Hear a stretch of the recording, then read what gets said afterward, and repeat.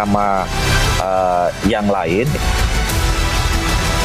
Ya, ada kemungkinan 3 poros kalau melihat konstelasi per hari ini ya. Nah, kalau misalnya itu yang terjadi ini polarisasi 3 kubu.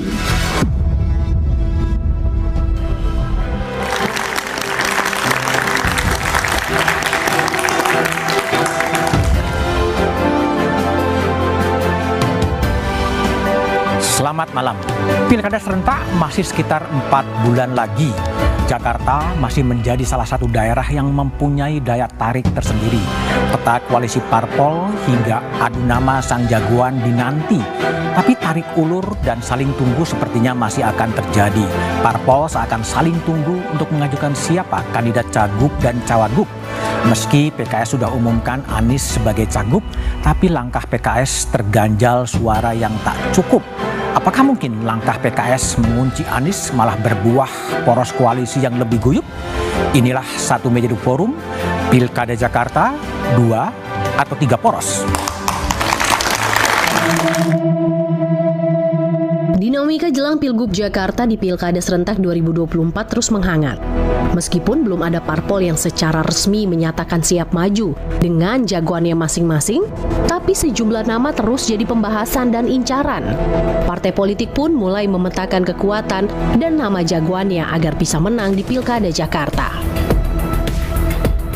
Setelah kalah Pilpres Februari lalu, Gubernur Jakarta 2017-2022 Anies Baswedan pun siap untuk kembali berlaga di Pilgub Jakarta.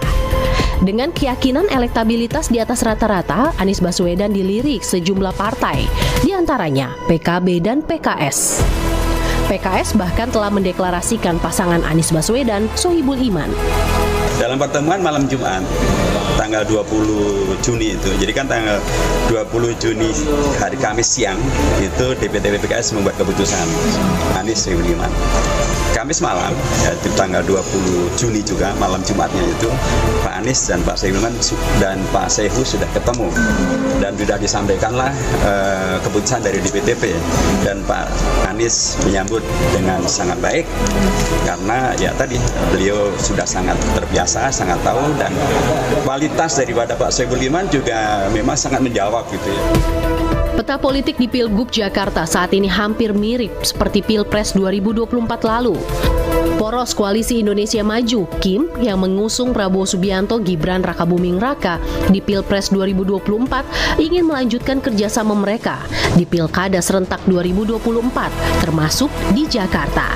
Gerindra, Golkar, Demokrat, dan PAN disebut tengah membahas dan akan memajukan ex-Gubernur Jawa Barat Ridwan Kamil hingga Kaesang. Ya sejauh ini yang nama yang selalu ini digadang-gadang kan adalah Pak Ridwan Kamil. Partai Nasdem masih mengintip peluang mengusung Anies Sohibul Iman karena bagaimanapun PKS belum cukup suara untuk maju tanpa koalisi dengan parpol lain. Tapi hal ini justru membuka peluang terbentuknya poros ketiga di Pilgub Jakarta. Di sisi lain, PKB dan PDIP disebut-sebut mulai membahas wacana pengusungan Anies Baswedan Andika Perkasa untuk Pilkada Jakarta. Untuk memenangkan Pilkada tentu harus ditentukan siapa calon pasangannya dan apa saja partai koalisinya. Semakin besar koalisi akan semakin memudahkan untuk menang. Itu DKI. Jadi hari ini PKB tetap akan membuka diri selaku katakanlah partai yang pertama kali mengusung Pak Anies, akan berkomunikasi juga dengan partai-partai lain termasuk PDIP yang meskipun baru secara informal, PDIP juga oke dengan Pak Anies. Pilkada serentak 27 November mendatang diikuti 37 provinsi dan 508 kabupaten kota se-Indonesia.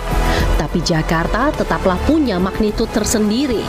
Pola koalisi antara parpol hingga kandidat yang akan turun gelanggang akan tetap menarik perhatian.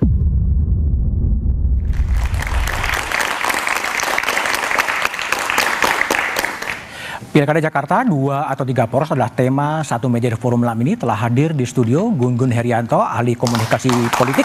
Uin Syarifillah, malam Mas Gun-Gun. Ada politisi PKS, Pipin Sopian. Assalamualaikum. Eriko Sotarduga, politisi PDI Perjuangan, dan Mbak Lulu Nurhamidah, politisi PKB, dan Ahmad Risa Partia, politisi dari Gerindra. Malam, Mbak Lisa. Saya ke Mas Pipin dulu. Mas Pipin, maknanya apa sih kunjungan Kaisang Pangarep datang ke markas PKS? Silaturahim. Dan ngomongin PKS, Presiden PKS Pak Ahmad Syaihu selalu mengatakan bahwa politik itu harus diperbanyak silaturahim. Dan kami menerima atau kita berkunjung dalam rangka untuk menyampaikan bagaimana gagasan kami, sikap kami. Meskipun kita misalnya sama atau berbeda, tetapi silaturahim itu harus dijaga sampai kapanpun. Bukan untuk menggoncang Anies Sohibul. Oh tentu, malah ini bisa jadi menguatkan. Jadi kehadiran Mas Kaisang, PSI dan sebagainya bagi kami ini ada kesempatan bagi PKS untuk menawarkan kepada PSI. Kami apresiasi PSI di Jakarta ada 8. Tentu, dan kami saat ini 18. Ketika 18 tambah 8 dan plus tambah yang lain, saya kira cukup untuk mengusung Anies dan Sohibul Iman. Udah 50 kursi ya. Dengan aman. Betul, makanya kami yakin bahwa pasangan aman ini ketika elektabilitasnya bagus, kredibilitasnya bagus, kemampuan memiliki capacity to win dan capacity to governnya bagus, maka kami hakul yakin siapapun termasuk mungkin PSI juga akan mendukung. Akan mendukung. Oke, Mbak Lulu, PKB juga melirik Anies juga. Tuh, kalau PKB kan duluan yang mendeklarasikan. Oke. Ya, jadi tapi ini harus kecolongan gitu. Jadi ini harus diluruskan dulu ya. Makanya saya bilang ketika teman-teman PKS begitu confident ini kita senyum-senyum aja. Ini sebentar ini. Ini sebenarnya ini barang ini milik siapa atau gimana? Saling klaim ya? Ya enggak, tetapi tapi ya sah-sah aja, boleh aja karena apa ya? Karena memang kita masih punya cukup waktu 1 bulan dan dari awal kita bilang kita ingin kekuatan ini tidak berkurang.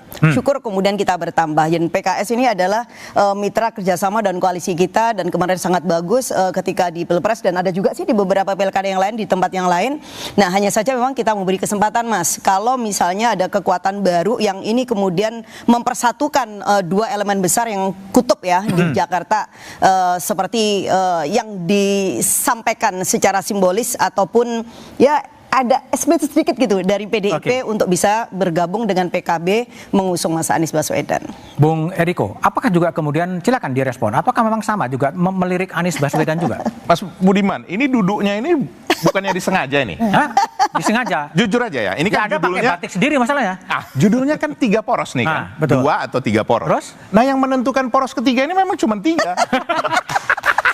Serius. Nah, artinya apa bro? Ini kan kebetulan ada adik-adik mahasiswa dan juga saudara-saudaraku yang ada di semua pemirsa Kompas TV yang ada di rumah. Memang ini menarik. Ini akan terjadi 3 poros kalau kami ini ada yang bersama-sama. Oke. Yang mau digait yang mana? Dilalanya ini memang DKI ini nggak ada yang bisa maju sendiri. Nah dilalanya. PKB berapa Mbak? 10. PKS 18. Kami 15. Syarat minimum itu 22 kursi. Cukup ya. Cukup. Nah yang menarik ini lagi Mas Budiman. Ini PKS juara di mana Mas? Jakarta Timur, Jakarta Selatan. Nah klaimnya juga Jakarta Pusat kurang lebih 50-50. Kami di Jakarta Barat Utara. Kan gitu kan? Tetapi, apakah PDI Perjuangan dan PKS kemudian bergabung 18 tambah 15, 33 kemudian pasti menjadi juara? Belum tentu juga. Nah, begitu juga dengan PKB dengan PDI Perjuangan. Ini menarik loh Mas Budiman. Apalagi PKB sama PDI Perjuangan, begitu juga dengan PKS. Ini bisa kita kerjasama. Kerjasamanya bagaimana Mas Budiman? Sentralnya kan ada di Jawa. Kira-kira begitu nih pandangan dari sisi politik kan. Nah, Jakarta, Jawa Barat, Jawa Tengah, Jawa Timur. Kami bisa kerjasama. Dan itu cukup banyak memastikan. Karena itulah sebenarnya PKB, PDI Perjuangan dan PKS ini seksi. Ya, boleh ya? Pertanyaan saya PDIP mau kemana? Belum tentu ya. Tapi ini intinya. Bahwa Pilkada DKI Jakarta ini memang ditunggu. Ditunggu. Kenapa? Ibu kota sudah bukan lagi di Jakarta. Kita sudah sepakat hal itu. Namanya daerah khusus Jakarta. Nah, tapi tantangannya kan lebih besar. Aglomerasi. Ya. Seluas itu sampai mana itu Kang Pipin? Sampai Cianjur ya. Nah, ini kan luar biasa. Nah, yang bisa ini menentukan poros ketiga hanya 3 partai ini. Oke. Nah, sekarang tergantung PKB sendiri apa bisa? Tidak bisa. Tidak bisa. PKS sendiri apa bisa? Tidak bisa. Terus? Apakah PDI Perjuangan sendiri? Tidak bisa juga. Tidak bisa. Nah, apakah kami bersama-sama bisa? Ya. Bisa. Keren ya. Nah, tinggal sekarang ini pembicaraannya mau dibawa kemana? Mau dibawa kemana? Seperti lagu itu kan? Atau wagubnya 2 aja gitu ya? Ya? Wagubnya jadi 2 ya? Bisa juga, bisa. Dan ada yang menarik, Mas Budiman. Ada yang menarik. Ini, PKS, PKB, saya melihat nih ya, PDI Perjuangan tidak ada yang ngotot menjadi gubernur. Tidak ada. Tidak ada. Nah. Siapa yang ngotot jadi gubernur? Tidak ada. Atau nggak ada orang? Bukan tidak ada orang. Di sinilah menurut saya bahwa PKB, PDI Perjuangan dan PKS itu tidak ego. Tinggal sekarang berbicara mana yang paling mungkin menang ini. Karena satu, jujur aja Mas Budiman, ini kan pilkada ini selesai ini 5 tahun lagi tidak ada. Berarti kemenangan sekarang ini menjadi hal yang paling penting. Siapapun itu. Sehingga tidak satu partai pun boleh egois. Nah seperti itu Mas. Jadi kalau Mas Budiman mau tanya kepada kami bertiga, mau nggak kami membentuk poros ketiga? Kalau mau, terjadi. Masanya menentukan mau atau enggak, siapa nggak tahu ya. Oke, Risa Patria, Gerindra. Kim tetap ke Ridwan Kamil atau udah mulai goyah? Ya, yang pertama saya ingin sampaikan bahwa penting bagi Kim bahwa pilkada seluruh Indonesia itu linier dengan pilpres. Linier dengan pilpres. Menang 30 Namun provinsi demikian, kenapa demikian? Agar program-program sejalan. Namun demikian kami juga tidak pernah bisa memaksakan. Setiap daerah punya karakteristik yang berbeda-beda, ada kearifan lokal dan sebagainya. Nah untuk Jakarta penting bagi kami mencari satu sosok figur yang bisa menjadi gubernur yang selaras dengan kebijakan-kebijakan pemerintah pusat ya. Sampai hari ini di Kim ya yang kami lihat memiliki potensi, prestasi dan juga elektabilitas dan populer adalah Kang Emil. Atas dasar itulah Gerindra menyampaikan bahwa merekomendasikan Kang Emil. Dengan siapa? Dengan siapanya ya sedang kita diskusikan. Dengan Kaisang? Enggak? Sedang didiskusikan. Semua ada potensi ya, beberapa nama yang tentu dipertimbangkan. Nah, sekalipun memang kita tahu Kang Emil kan kader Golkar. Kang Emil juga diberi surat tugas untuk Jawa Barat dan DKI Jakarta. Sekalipun Kang Emil memang di Jawa Barat dianggap akan menang mutlak, menang telak, kami juga punya keyakinan dan optimisme di Jakarta pun Kang Emil bisa menang dan berprestasi. Itu keyakinan. Inilah yang sedang proposal, inilah yang sedang kami sampaikan pada teman-teman di koalisi. Tentu teman-teman koalisi punya kalkulasi masing-masing. Alhamdulillah PAN sudah merespon dengan baik. Mudah-mudahan nanti disusul dengan partai-partai yang ada di Kim. Jumlahnya ada 9 partai ya. Termasuk PSI, Partai Garuda, Partai Gelora, kemudian Partai Prima, Demokrat, PAN, Gerindra, Golkar. Oke, baik. Kang Gunggun, ini kan kalau lihat survei-survei itu kan memang Anies begitu cukup tinggi lah ya sekarang ya. Tapi juga kelihatannya partai-partai juga mulai melirik Anies sebagai sebuah mesin. Tapi kelihatannya masih tarik ulur, masih belum jelas. Tapi analisa Kang Gunggun setelah jeda berikut ini.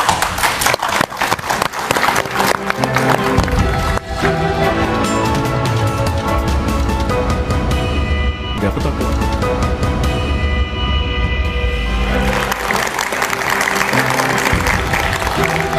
Oke, kembali Kang Gunggun Herianto. Anies tampaknya menjadi magnet dan partai-partai juga mulai melirik. Betul nggak sih kira-kira? Tapi kan partai masih ragu-ragu juga. Apa sebenarnya yang Anda dibaca dari konstelasi politik Jakarta ini? Bahwa Anies Baswedan itu salah satu magnet elektoral di Jakarta, ya. Contoh misalnya di 2017 lalu, itu kan dia memenangi signifikan ya. Di putaran pertama dia 39%. Kemudian di putaran kedua 57 sekian persen. Itu contoh bahwa Anies punya basis suara di Jakarta. Kemudian kemarin kita juga bisa lihat insentif elektoral yang didapat PKS, salah satunya juga tidak bisa dinafikan, adalah insentif elektoral yang salah satunya disumbang dari pencapresan Anies Baswedan. Bahwa tarik-menarik di antara partai menurut saya biasa.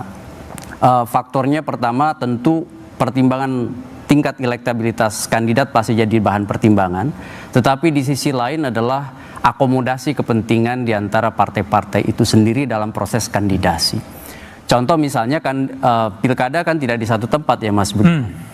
juga mempertimbangkan misalnya konstelasi Jawa Tengah dan lain sebagainya. Tetapi kalau kita lihat misalnya 2 atau 3 poros, menurut saya akan tergantung pertama solid atau tidaknya Kim. Solid tidaknya Kim. Karena Kim kalau solid kan 43,09%-an ya, atau 59 kursi. Ini tentu sebuah angka yang juga signifikan kalau solid. Yang kedua, solid atau tidaknya poros pendukung atau yang potensial mendukung Anies Baswedan. Sebut aja sekarang kan sudah didukung oleh PKS.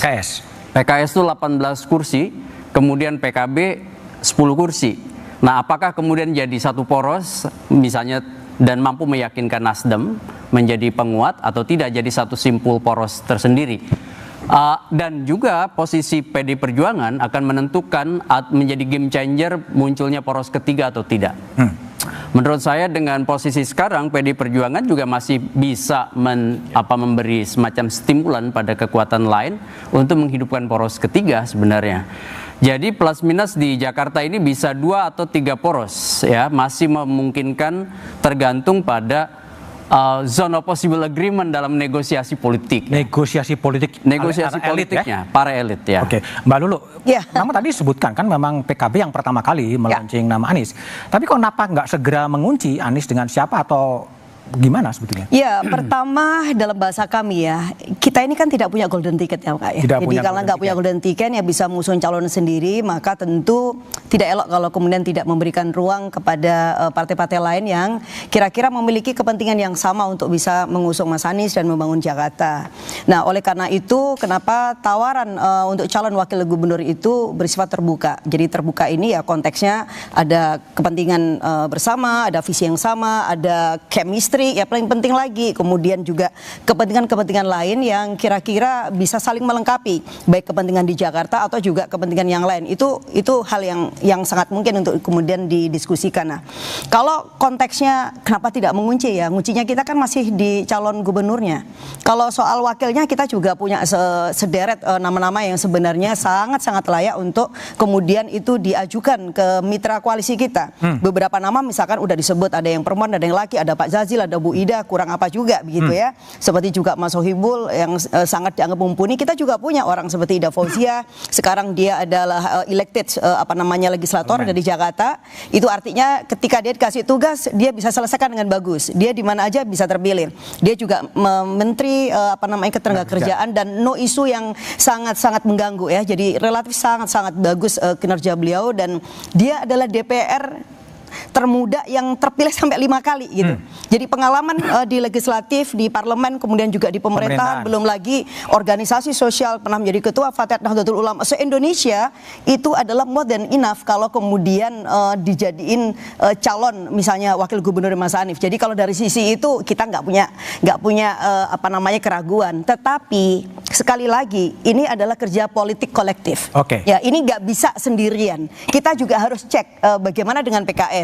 Kemudian PKS punya nama. Tapi kemudian kita cek lagi bagaimana dengan partai yang lain. Kita berharap itu nanti akan ketemu di satu meja yang besar yang kemudian masing-masing boleh kemudian proposalnya diajukan. Nah, kita baru akan seleksi berdasarkan mana dari antara kandidat ini yang punya potensi memenangkan PKD Jakarta. Siapa dipasangkan dengan siapa? Kalau Anies Ida Fauziah itu PKB pasti akan ke PKS. Kebalik ya. Anies dengan atau Ida dengan Anies?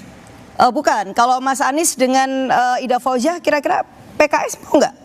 Makanya pertanyaan apakah problemnya adalah aman, itu masih belum? Makanya kenapa kemudian kita bilang ayo kita buka mejanya, kita buka diskusinya, jangan dikunci dulu. Jangan dikunci dulu. Kecuali kalau misalkan PKB ini sudah punya golden ticket, udah gitu goldennya itu juga super golden ya gitu ya. Baru kemudian kita bisa mengatakan kalau juga bisa ikut kita ya nggak apa-apa. Itu pun masih dengan catatan Mas Aniesnya mau apa tidak. Nah, ini kan kita harus memberikan ruang kesempatan juga kan kepada kandidat gubernur Mas Anies. Ini kan kita belum pernah memberikan kesempatan kepada beliau preferensinya seperti apa. Nah, ini saya kira sebenarnya kenapa silaturahim dan komunikasi intens itu juga tetap harus dibangun. Karena apa? Karena menyandingkan kepentingan partai-partai, pimpinan partai, tapi di sisi lain di situ juga ada calon gubernur yang mau kita usung. Terakhir tentu kita harapkan bahwa calon gubernur itu juga punya rasa kebatinan yang akan cocok dengan calon yang akan mendampingi sebagai wakil gubernur. Baik, Pipin. Kalau lihat kan PKS begitu percaya diri ya, aman. Anies dan Sohibul Iman. Apakah memang dengan posisi itu karena terlalu percaya diri PKB dan kemudian juga Nasdem akan ikut pilihan atau akan ada negosiasi di kursi wakil gubernur sebetulnya? Setiap partai politik tentu adalah sekolah pengkaderan ya, bahwa kami berharap bahwa calonnya dari PKS semua partai juga menghendaki itu. Tinggal bagaimana realitasnya. Kami sebetulnya bersyukur ketika misalnya dari PKB kemudian PDIP mengusung Mas Anies Baswedan yang 2017 lalu kami usung bersama Gerindra waktu itu ya. Dan ketika saat ini PKS diberikan kesempatan oleh rakyat Jakarta bahwa kita saat ini pemenang pemilu dengan angka 18%, tertinggi dibandingkan partai yang lain, tentu kami punya ikhtiar bahwa kami tawarkan kepada rakyat Indonesia dan juga kepada partai-partai politik bahwa kami punya calon. Mas Anies sebagai calon yang digadang salah satunya adalah dinominasikan oleh PDIP, PKB dan mungkin insya Allah juga Nasdem dan juga begitu PKS, maka sebagai yang memiliki suara tertinggi kami menawarkan kami namanya Pak Sohibul Iman, orang yang punya kredibilitas, punya kapasitas, dan kita ingin ikhtiarkan secara maksimal bahwa PKS dengan kita deklarasikan nama Pak Anies dan Pak Sohibul Iman itu supaya rakyat Jakarta tahu ini tidak seperti membeli kucing dalam karung. Kita persilahkan kepada rakyat kira-kira apakah diterima atau tidak. Ketika naik elektabilitasnya, kami hakul yakin bahwa setiap partai politik itu rasional. Mereka akan mendukung siapa yang berpotensi menang ke depan. Oke, baik, Bung Eriko. Ya. Jadi PDIP juga terdengar rumor Anies Andika. Begini, kan boleh kita menganalisa ya. Boleh lah. Intinya kan semua mau menang, bukan begitu Mbak Lulu? Iya dong. Ya, Bang Pipin. Bukan gimmick. Nggak akan mungkin ini sekarang, bukan nggak akan mungkin. Super kecil kemungkinannya bahwa memilih ngotot untuk sesuatu pasangan yang kemungkinan menangnya kecil. Tidak ada di sini satu partai pun yang mau berisiko dalam hal itu. Nah tentu Mas Budiman tanya, bagaimana dengan Anies Andika? Nah Mas Andika itu Panglima TNI. Ya. Mau dijadiin wakil? Bisa saja. Tetapi dari segi apa ya, segi kepatutan juga beliau sudah sebagai Panglima TNI ya sekali lagi ini kembali kepada nanti pembicaraan di internal kami. Nah, tetapi kalau untuk calon wakil, Mas, ini kita kaji ya, supaya ini adik-adik dan semua rekan-rekan saudara-saudara kita yang ada di rumah bisa melihat. Katakanlah Anies, ini dari kedua belah pihak. Nah, Anies dengan Pak Sohibul Iman kan tidak memperluas. Tidak memperluas, oke. Betul. Terus? Ini kan harus paduan supaya dikatakan Mas yang Anies memperluas. itu adalah gambaran Indonesia. Artinya merangkul juga yang pihak yang lain. Nah di kami calon wakil gubernur banyak. Si pemenang tadi kan Jakarta Selatan, Jakarta Timur mereka unggul. Kita di Jakarta Barat Utara. Pemenang di Jakarta Barat Utara calegnya yang sekarang nanti akan terpilih lagi Charles Honoris. Bisa Anies juga. Bisa juga. Anies dan Charles Honoris. Anies dan Charles Honoris. Kan begitu kan? Nah bisa juga. Mau yang lain? Boleh. Dari dapil saya. Anies Eriko enggak? Ada Once Michael. Lah saya kan belum berhasil. Ada Once Michael yang suaranya lebih besar. Atau ada Putra Nababan. Putra Nababan ya. Itu mewakili. Jadi rebutan terwagub lah ya. Indonesia sejati. Bahwa dari segala kalangan. Nah, tapi kalau untuk gubernur pun kami siap. Sudah 7 nama disebutkan dari 8 yang saya sampaikan. Ya kan? Ada Mas Andika, ada Ahok, ada Pramono Anung, dan lain-lain. Nah, sekarang tinggal tergantung mana. Sekarang Mas Budiman, apakah PDI Perjuangan ngotot untuk jadi gubernur? Tidak juga. Apakah PDI Perjuangan ngotot untuk jadi wakil gubernur? Tidak juga. Mari kita berhitung. Ayo kita duduk. Jadi duduk bersama. Berikan kepada masyarakat. Siapa yang akan dipilih masyarakat? Baik. Berhitung dan berunding. Tapi terakhir Mas Budiman. Sebentar Mas Budiman. Tapi terakhir tentu. Ini kan asumsi yang nanti akan memutuskan kan tentu ketua umum itu yang mempunyai hak sama seperti di tempat lain ya. Ketua umum dan kandidat. Apakah karena memang based on survei elektabilitas Anies yang cukup tinggi membuat Kim menjadi sangat lebih hati-hati dalam menjatuhkan pilihan? Tapi analisanya setelah jeda berikut ini.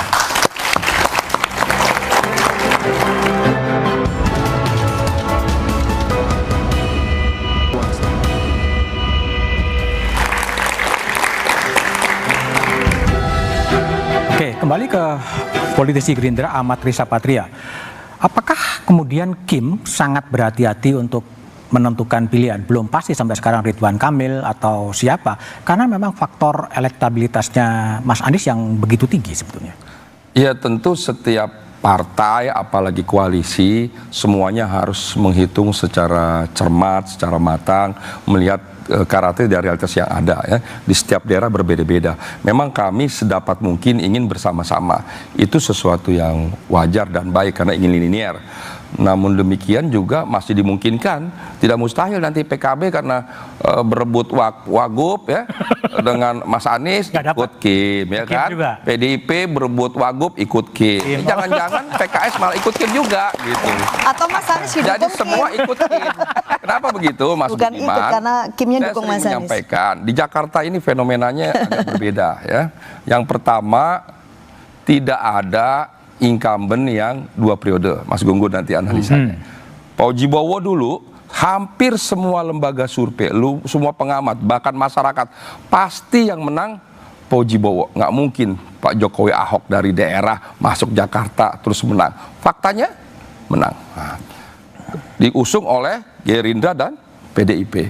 Kemudian 2017 Ahok, Jarot. Semua survei pengamat udah pasti menang Ahok. Semualah kira-kira begitu. Pendatang baru datang. Mas Anies bersama Mas Sandi. Surveinya juga mulai dari kecil.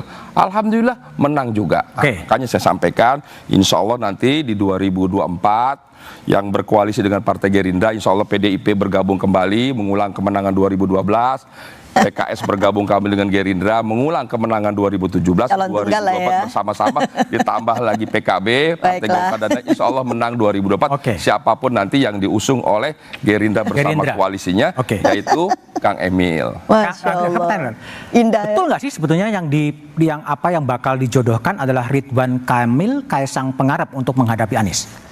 Ya itu kan usulan-usulan dari relawan, dari warga, sekira biasa. Jadi kami sampai hari ini masih menyampaikan dari Gerindra sendiri, menyampaikan bahwa usulan dari Partai Gerindra adalah Kang Emil. Wakilnya nanti kita diskusikan, kami menghormati partai-partai di Kim. Mungkin nanti kita tunggu respon dari PSI mengusulkan siapa, Demokrat mungkin juga mengusulkan wakil siapa, kemudian seperti PAN juga mengusulkan siapa. PAN mengusulkan ada 2 nama, umpamanya Mbak Zita, kemudian Mas Eko Patrio, ya kan. Dari Demokrat juga demikian, ada beberapa nama, termasuk Mas Mujiono, Ketua DPD. Dari partai-partai lain, termasuk dari Gerindra, kita sudah mengusulkan 4 nama, ada Mas Budi, Mbak Sarah, ada Mbak Rani, dan saya. Nah semua ini kita usulkan kepada partai masing-masing di internal di DPP, kemudian nanti akan dibawa dengan koalisi Kim. Jadi sekali lagi bagi kami semua akan didiskusikan, dibahas bersama. Kami usulkan Kang Emil untuk calon gubernur, untuk calon wakil kami sampaikan kepada DPP untuk disampaikan untuk didiskusikan. Teman-teman diskusi di Kim. Dan sekali lagi bagi kami insya Allah nanti siapapun nanti yang dipasangkan untuk gubernur dan wakil gubernur insya Allah nanti akan menang dan memastikan semua program-program akan baik, sejalan, bahkan lebih maju dari periode sebelumnya. Oke, baik. Kang Gunggun, Anies memang elektabilitasnya cukup tinggi dibandingkan dengan yang lain. Tetapi kelihatannya belum ada partai yang segera mengunci Anies dengan siapa. Apakah memang juga pada saat itu popularitasnya tinggi, ya pada sini ada juga berupaya jangan Anies? Menurut saya gini, ini soal momentum Mas Budiman, terutama dalam konteks ruang negosiasi. Makanya ketika PKS sudah mendeklar pasangan Anies Sohibul Iman, itu bagi saya ada 2 sisi. Sisi opportunity, tetapi juga di sisi lain ada keriskanan politik. Ada apa? Riskan secara politik. Ya, kenapa? Karena tadi Mbak Lulu udah bilang itu bisa aja dianggap mengunci. Ini kan strategi negosiasi yang diambil oleh PKS itu namanya reservation price ya. Titik terendah yang bisa ditolerir untuk ikut dalam kesepakatan. Karena menganggap bahwa misalnya sudah 18 kursi, ya kan, maka kemudian tinggal 4 kursi lebih mudah untuk kemudian melakukan persuasi politik. Dengan kemudian tidak salah juga PKS, kenapa? Karena melakukan positioning kan sebenarnya dengan menunjukkan kader internalnya Pak Sohibul Iman untuk menjadi calon wakil gubernur.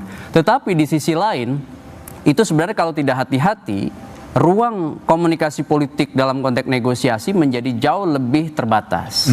Contoh misalnya, kan harus juga mendengar PKB, mendengar PDI Perjuangan, atau mendengar Nasdem, sehingga kemudian ini dibutuhkan yang disebut rekalkulasi dalam konteks penentuan posisi gubernur, calon gubernur, dan calon wakil gubernur. Nah, dalam konteks itulah saya melihat ini waktu mungkin yang sempit ini akan menjadi waktu yang intensif ya bagi terutama PKS dan juga calon mitra koalisi untuk memastikan siapa yang kemudian akhirnya menjadi paket usungan, begitu Mas Budi. Bukankah ini juga sebuah pilihan PKS yang cukup berisiko? Kalau seandainya politik Indonesia kan penuh dengan kejutan. Tiba-tiba Nasdem lari ke Kim, PKB lari ke Kim, PKS ditinggal sendirian. Nah, mungkin itu terjadi. Makanya saya bilang masih sangat mungkin terjadi ketika ada peluang untuk misalnya membuat poros ketiga, atau bisa juga justru muncul rekalkulasi untuk negosiasi dengan koalisi besar. Kenapa? Karena juga persuasinya menyangkut bukan hanya Pilkada Jakarta, tapi juga tentu line up kabinet, ya kan, di masa mendatang. Begitu. Jadi analisa Anda bakal 2 atau 3 poros di Jakarta ini? Saya melihat sebenarnya potensi yang paling besar ya di Jakarta ini 2 poros. 2 poros. 2 poros. Dan poros itu merepresentasikan kesinambungan dan perubahan. Kalau kita lihat karena Jakarta ini jadi spot potensial untuk political publicity, bukan hanya Pilkada Jakartanya tapi 2029, maka saya melihat anasir kekuatan nasional itu akan masuk di Jakarta, sehingga pertarungan politik itu merepresentasikan koalisi besar Kim dan kelompok-kelompok yang berpotensi untuk kemudian berada di luar kekuasaan atau juga bisa menjadi bagian dari kekuasaan tapi punya kepentingan dengan kontestasi elektoral di masa mendatang, sebut aja 2029. Contoh misalnya PDI Perjuangan kan berbeda. 2017 jelas-jelas positioningnya adalah the ruling party. Dari awal eksplisit mengusung kader, ya kan, atau mendukung orang yang memang dari awal satu irisan ideologi begitu dengan PDI Perjuangan. Tetapi di 2024 Mas Budiman kita bisa lihat betapa cairnya komunikasi PDI Perjuangan, bahkan menyebut nama Anies Baswedan. Nah, artinya apa? Ruang jelajah komunikasi politik PDI Perjuangan tidak hanya dibaca dalam konteks landscape Pilkada Jakarta, tetapi juga ongoing proses PDI Perjuangan berada di luar kekuasaan. Di luar kekuasaan. Oke, Kang Pipin, ini kalau lihat negosiasi politik, apakah kemudian pasangan Amin Sohibul Iman itu menjadi harga mati? Kalau katakanlah PKB mendesakkan katakanlah Bu Ida Fauzia, apakah kemudian PKS juga akan berubah untuk mendapatkan dukungan dari PKB? Deklarasi PKS untuk mengusung Anies Sohibul Iman ini tidak serta-merta. Kami sudah ada komunikasi dengan partai politik dan nampaknya ada sinyal positif bahwa Anies Sohibul Iman itu bisa berlayar. Dan tentu itu adalah salah satu modal bagi kami ketika kami menyampaikan itu. Tinggal kuncinya adalah ketika kita bisa meyakinkan, termasuk meyakinkan Bang Eriko, ya, Mbak Lulu, ya, bahwa ketika Anies Sohibul Iman ini diterima oleh rakyat Jakarta, kami hakul yakin bahwa teman-teman akan menerima itu. Sebetulnya secara konsep demikian, kecuali misalnya sudah ada penolakan dari awal. Ketika Anies Sohibul Iman kami saat ini setelah sepekan lalu kami deklarasikan, kemudian kader PKS door to door ke rumah-rumah mensosialisasikan 2 profil ini, duo dinamik ini yang bisa saling melengkapi, yang satu lebih banyak di front stage, satu lebih banyak di backstage, yang satu kedua-duanya ini memang punya kapasitas dan kredibilitas. Kami yakin dengan pemilih Jakarta yang rasional, ya, dan kami yakin bahwa mereka akan menerima pasangan Anies Sohibul Iman ini. Nah, tentu negosiasi kami yang paling penting di mana sih? Yaitu kami meyakini bahwa sosok seorang Pak Sohibul Iman ini diterima oleh berbagai partai politik. Sudah teruji kemarin di koalisi perubahan. Yang kedua, kami akan pastikan bahwa kita akan serahkan itu berdasarkan bagaimana surveinya, bagaimana elektabilitas ke depan. Itulah bahan utama negosiasi kami ke partai-partai politik ke depan. Oke, baik. Jakarta memang begitu strategis dengan anggaran 84 triliun dan di era transisi pemindahan ibu kota menjadi sangat strategis. Pemimpin seperti apa yang paling cocok? Kita bahas setelah jeda berikut ini.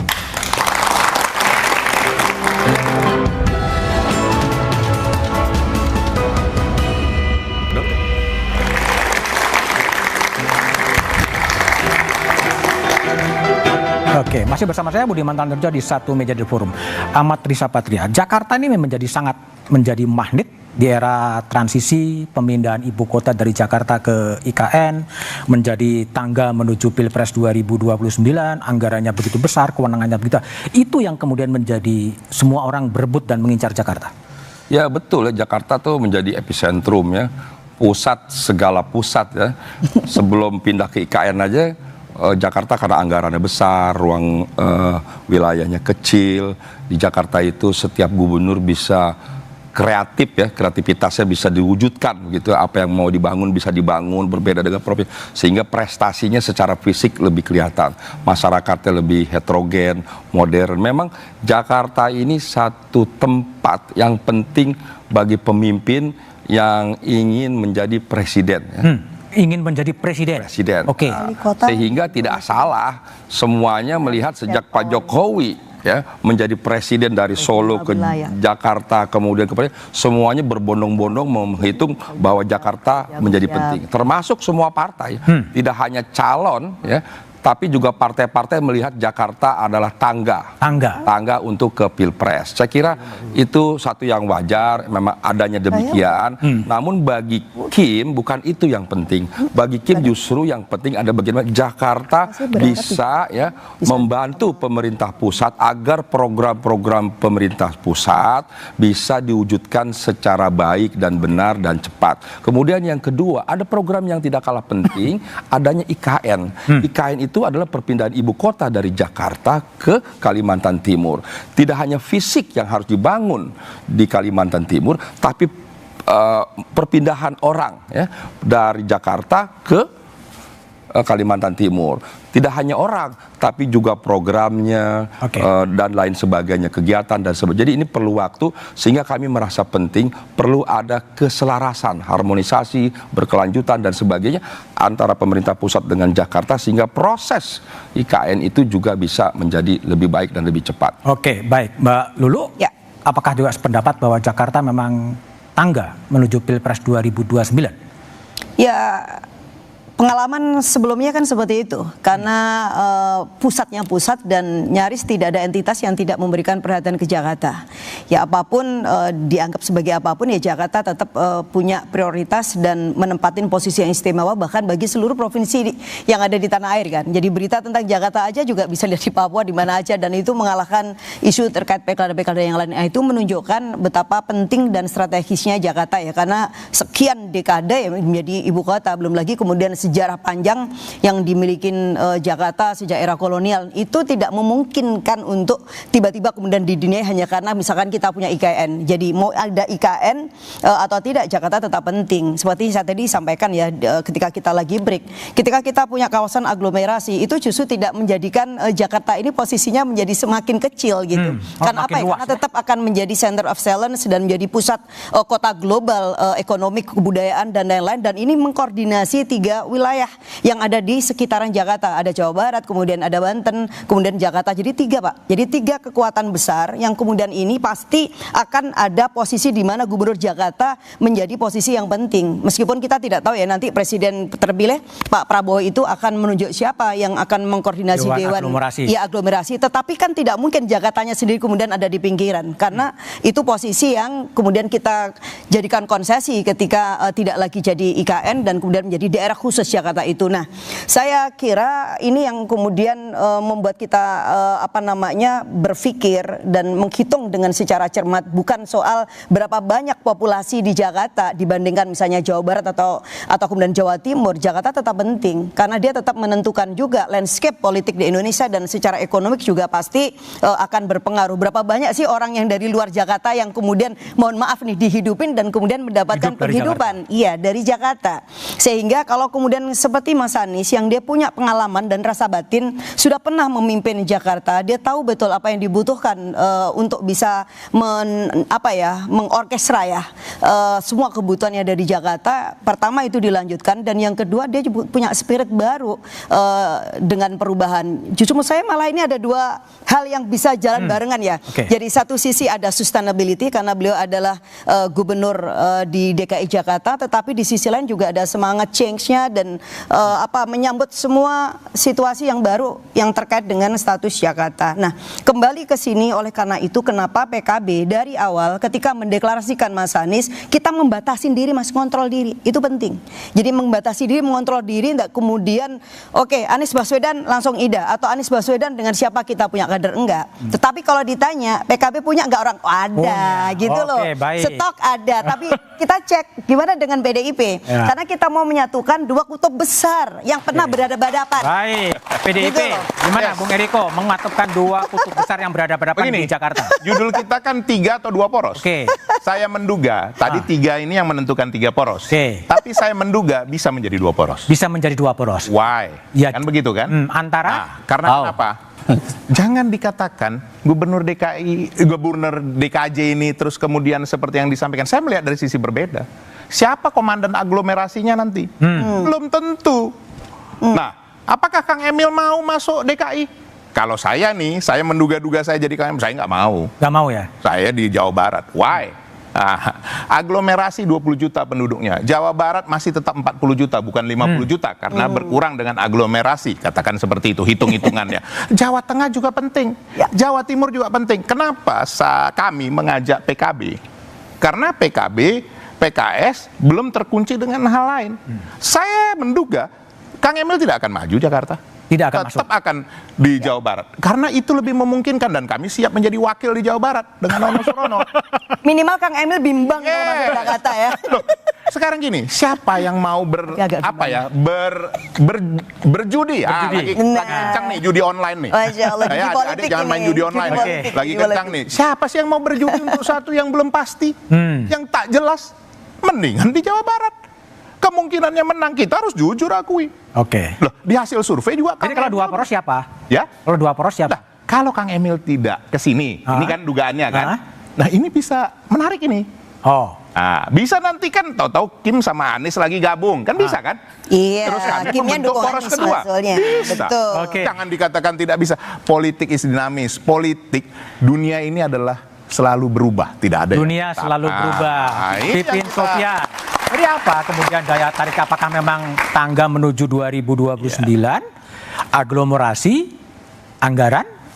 Ya tentu setiap orang punya motif ya. Terlepas dari motif misalnya ada yang nanti running untuk 2029, kami memandang bahwa warga Jakarta berhak mendapatkan gubernur dan wakil gubernur yang terbaik. Yang bisa menyelesaikan persoalan yang ada di Jakarta.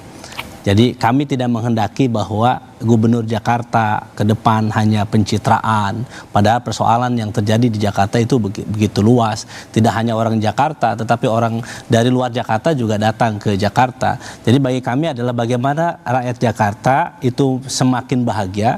Dan memang kalau kenapa kami mendukung Mas Anies itu bukan perubahan kalau di Jakarta, tapi keberlanjutan. Keberlanjutan harus dipahami ya.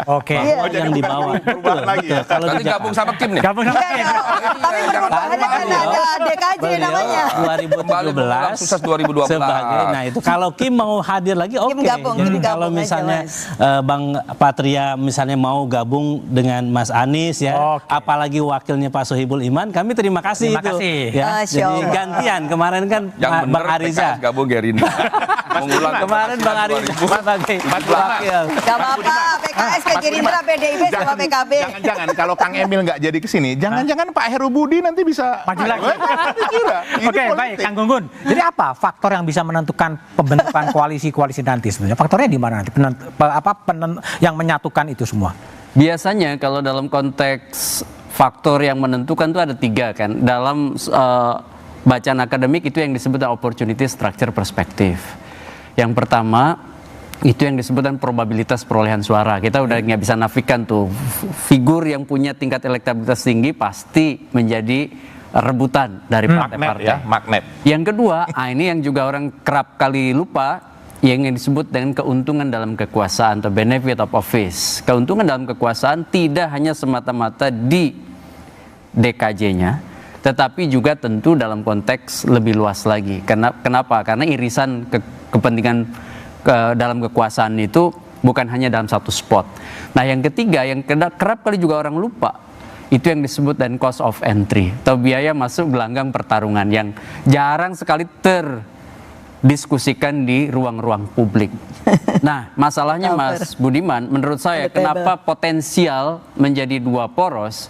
Karena saya lihat ketika poros Anies Baswedan itu dia akan membentuk circle partai-partai, ya seperti kita bisa sebut misalnya seperti PKB kan udah declare dari awal, jarang sebenarnya dalam konteks tradisi PKB di Jakarta. Kemudian PKS sudah positioning dari awal Anies, tapi kemudian mengunci dengan nama Sohibul Iman. Nah, yang menarik adalah saya setuju dan Bang Eriko, sebenarnya kalau dari kepentingan Partai Golkar misalnya, posisi Ridwan Kamil jauh lebih potensial dan jauh lebih prospektif ketika maju di Jawa Barat. Baik bagi Kang Emilnya maupun bagi Partai Golkarnya. Kenapa? Golkar itu lumbung suara besar, itu Jawa Barat. Sehingga ketika kehilangan salah satu simpul potensial itu juga bisa kemudian jadi, sebenarnya apakah jadi benefit atau justru jadi hal yang merugikan. Nah makanya kenapa tadi di awal, di segmen awal saya udah bilang, Kim ini nanti satu atau enggak gitu kan dalam mengusung nama. Karena bisa aja ketika Ridwan Kamil misalnya tidak jadi maju di Jakarta, Kim mungkin saja juga bisa punya strategi sendiri-sendiri gitu. Dan itu beda antara Golkar dengan Gerindra ya sebetulnya sekarang ya. Iya. Oke, baik Kang Gunggun, Bang Pipin, Bung Eriko, Mbak Lulu dan Ahmad Rizal.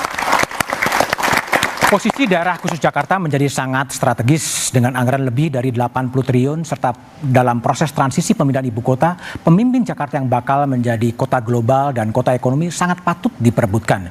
Pilkada Jakarta diharapkan bisa menghadirkan pemimpin Jakarta yang bukan hanya populis, tapi punya kompetensi dan kapabilitas memimpin transisi. Demikian Satu Meja di Forum malam ini, sampai jumpa pekan depan, selamat malam dan terima kasih.